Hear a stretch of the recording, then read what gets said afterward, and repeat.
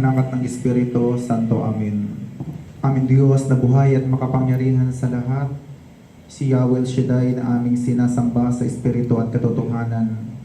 Ang Diyos ni Abraham, Isaac at ni Jacob. Ang Diyos na hindi nagbabago noon, ngayon at magpakailanman. Ikaw ang Diyos na lumikha ng lahat ng bagay na aming nakikita at di nakikita. Ang Diyos na nagpapahiram ng aming lakas at pinanggagalingan ng aming buhay. Ikaw ang Diyos na pinagmumula ng lahat ng aming ikinabubuhay. Sa araw na ito, dinadakila, sinasamba, niluluwalhati at pinasalamatan ka namin, Ama. Salamat sa mga biyaya at pagpapala na patuloy niyo pong ipinagkakaloob sa amin. Bagamat sa amin mga pagkukulang, mga pagkakasala, nariyan ka at patuloy mong ibinibigay sa amin ang aming pangailangan sa aming buhay. Muli aming Diyos na sa langit sa araw na ito, kami po'y lumalapit sa iyo, sapagkat alam namin na kami walang magagawa kung kami hiwalay sa iyo. Minsan pa, sa pangalan at dugo ng Panginoong Jesucristo na nabuhos sa krus ng Kalbaryo, ang aming mga karumihan, ang aming mga kasalanan, ay muli niyo pong linisin at patawarin upang muli ang bawat isa sa amin ay maging karapat-dapat ng humarap sa iyo. Narito ang aming puso na marumi at sinungaling, linisin mo kami. Pagindapatin mo kami, Ama, sa araw nito sa iyong banal na harapan, at duupin sa aming mga panghihina kami ay lumakas. Sa aming mga sakit at paramdaman kami yung pagalingin. Sa mga bagay at kasamaan na umaalipin sa amin kami yung palayain. Sa aming kamangmangan, bigyan mo kami ng karunungan at nang kami makalakad ng naayon sa iyong kalooban. Kausapin mo kami, Ama, sa pamagitan ng iyong mga salita. Ang lingkod mo itago sa iyong kabanalan, sa iyong karunungan, sa iyong kalinisan, upang ikaw ang salita mo ang aming mapakinggan lamang sa araw na ito. Inaangkin po namin, Father God, kaming lahat ay pagpapalain mo. Kaya patuloy ka namin dinadakila, sinasamba at pinasalamatan sa pangalan ng aming Panginoong Hesus, kaysa ng banal na Espiritu, sa ngalan ng Ama, Anak at ng Espiritu Santo. Amen. Purihin ang Panginoon, purihin ang Diyos.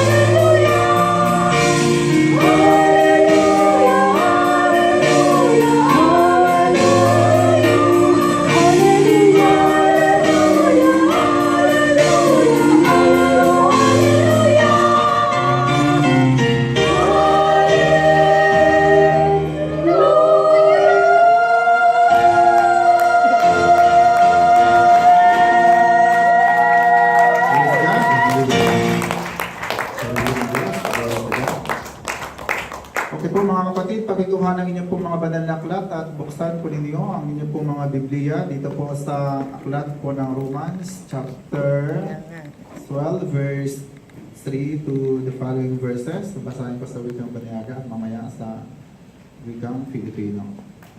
For by the grace given me, I say to every one of you, do not think of yourself more highly than you ought, but rather think of yourself with sober judgment, in accordance with the measure of faith God has given to you.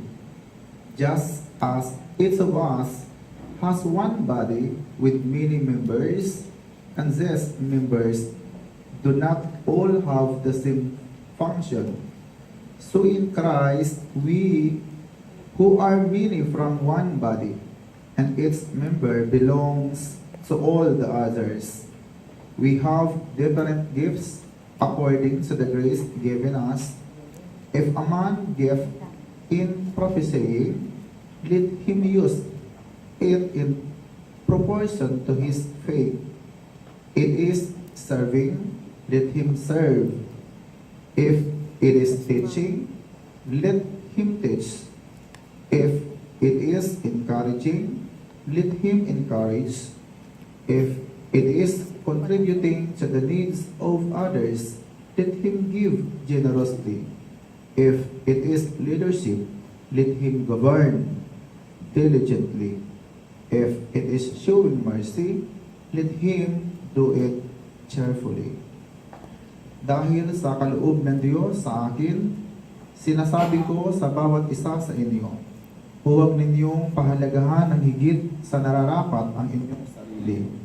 Sa halip, pakalimiin ninyo ang tunay ninyong katatayuan ayon sa sukat ng pananampalatayang ipinagkaloob ng Diyos sa bawat isa sa inyo. Ang katawan ay binubuo ng maraming bahagi at hindi pare-pareho ang gawain ng bawat isa. Gayon din naman, tayo'y marami, ngunit nabubuo sa isang katawan ni Kristo, at isa't isa ang bahagi ng iba. Yamang mayroon tayong mga kaloob na magkakaiba ayon sa kagandahan ng Diyos, kagandahang loob ng Diyos sa atin. Gamitin natin ang mga kaloob na iyan kung paghahayag ng kalooban ng Diyos ang ipinagkaloob sa atin. Ipahayag natin ito ayon sa sukat ng ating pananampalataya. Kung paglilingkod, maglingkod tayo.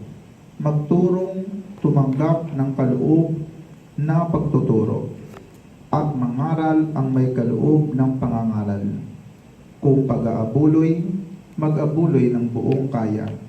Kung pamumuno, mamuno ng buong sikap. Kung pagkakawang gawa, gawin ito ng buong galak. Mga magulang, mga kapatid, mga kapwa ko po, mananampalataya sa Panginoong Jesucristo, ito po ang mga salita ng Diyos. Salamat sa Diyos. Palakpakan po natin ang pagbabasa po ng salita ng Diyos, yung malakas na palakpak. Praise the Lord. Glory, glory, glory to God. Hallelujah. Thank you, Jesus. Thank you, Lord. Okay, bago po kayo umupo, batiin po muna ninyo ang inyong pong mga katabi. Kung sa paanong paraan nyo batiin, magbatian kayo. Huwag kayong magsuntukan. Pagpalang araw. Magandang tanghali. Happy New Year. Wave, wave. Ayan. So, nabati na po ba ninyo? Okay, sa bilang ko pong tatlo, ano po ang inyong gagawin? Oo po. Sino may sabi sa inyo na upo agad kayo? Siyempre, para tayo po ay masigla, malakas, kailangan po yung katawan natin ay nakikiisa doon sa isip ho natin, sa espiritu ho natin. Gusto po natin makinig, pero yung ating pong katawan ay matambay. So, kailangan gisingin muna para gising na gising ang ating pong buong diwa. Okay? So, Hawakan mo ang katabi mo sa kamay. Baka mabitawan yung cellphone. Kamay, braso na. At Braso sa bilang ko pito, ipalakpak po ninyo ng, sa bilang ko 3, ipalakpak po ninyo ng 7 yung magkadang palad, yung malakas, yung tamang matanggal yung kanyang balikat. Magharap kayo ng kasama. Ngayon kung wala kayong partner, sa pader kayo. Yung Oo, tatlo. naman yung walang partner. Okay, yan. Sige. Sa Kaya bilang yung ko tatlo. 3, ipalakpak po ninyo ng 7, tumalon po kayo ng 7, sabay po upo, ng isa lang, yung malakas. Ay, Kung wala kayong upuan katabi dyan, basta upo kayo. Tatlo ng 7. Tapos mapalakpak tayo ng marami para kay Lord. Okay, ano ang gagawin po ninyo? palakpak ng 7, tatalon ng 7, sabay isang bagsak na upo. Okay, pag ito hindi nyo nakuha, mga konting numbers pa lang yan. Puti. Huwag ko sa inyo. 7. Isa, 2, 3. 1, 2, 3, 4, 5, 6, 7. 1, 2, 3, 4, 5, 6, 7. Upo!